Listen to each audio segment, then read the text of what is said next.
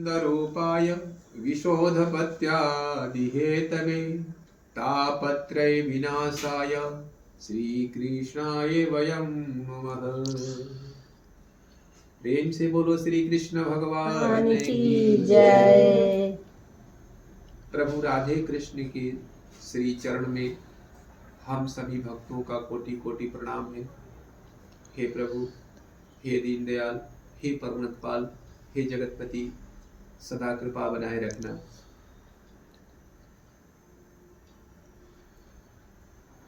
भागवत की कथा में भगवान स्वरूप गुरु श्री सुखदेव स्वामी के परम शिष्य सुत जी महाराज के द्वारा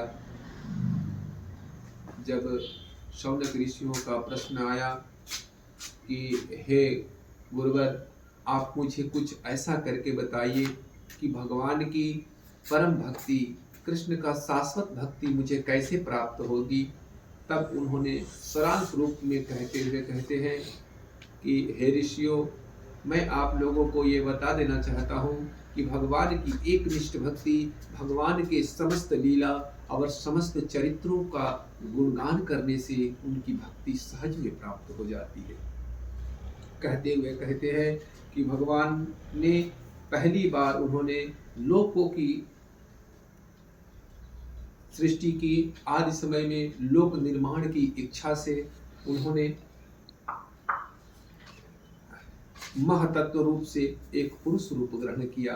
हे ऋषियों, उसमें 10 इंद्रियां, 1 मन, 5 भूत, ये 16 कलाएं थी। उन्होंने कारण रूप जल में शयन करते हुए तब योग निद्रा का विस्तार किया। तब उसके नाभि सरोवर से एक कमल कोश प्रकट हुआ। उस कमल कोश में प्रजापतियों के स्वामी ब्रह्मा जी प्रकट हुए। भगवान के उस विराट रूप में ही अनेक लोकों की कल्पना की गई है। यह भगवान का विशुद्ध सत्यमय श्रेष्ठ रूप है। जोगी महात्मा पुरुष, दिव्य पुरुष, योगी पुरुष, संत पुरुष इसी को दिव्य दृष्टि के द्वारा अपने अंतःकरण में भगवान का दर्शन करते हैं। भगवान का यह रूप हजारों पैर, जंघे, भुजाएं, मुख के कारण अत्यंत विलक्षण जान पड़ता है। उसमें सहस्त्रों सिर, कान, आंखें और नासिकाएं, हजारों मुकुट, किरीट, कुंडल से सुशोभित रहता है। भगवान का यह पुरुष रूप को ही नारायण कहते हैं। यह ईश्वर का अक्षय कोष रूप है। इसी अक्षय कोष रूप से बार बार जब जब धर्म की हानि होती है तब तब भगवान इस धरा पर प्रकट होते हैं। इसी से भगवान के सभी अवतार होते हैं। एक छोटे छोटे पशु पक्षी से लेके मानव से लेकर के जीव जंतु तक सारे भगवान के ही अंश है, भगवान के द्वारा ही प्रकट किए जाते हैं, इसमें कोई संदेह नहीं है। ईश्वरयं सजीवय विनाशी चेतनयमल सहज सुख राशि।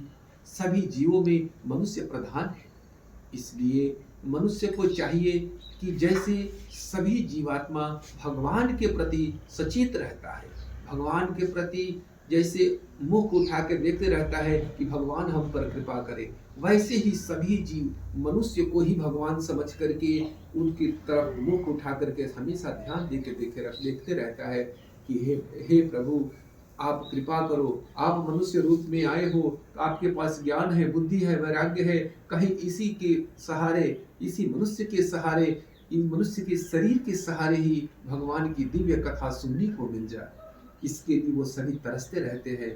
प्रेम से बोलो आनंद कंद भगवान की जय। सभी मनुष्य को चाहिए कि सभी जीवों पर दया करे, कभी किसी के साथ निर्दयता का व्यवहार न करे, किसी की हत्या न करे और किसी को पैसा दे करके भी हत्या न कराए। इस तरह से सभी जीवों पर दया करना ही मनुष्य का परम कर्तव्य है और परम धर्म है। बोलो आनंद कंद भगवान की जय।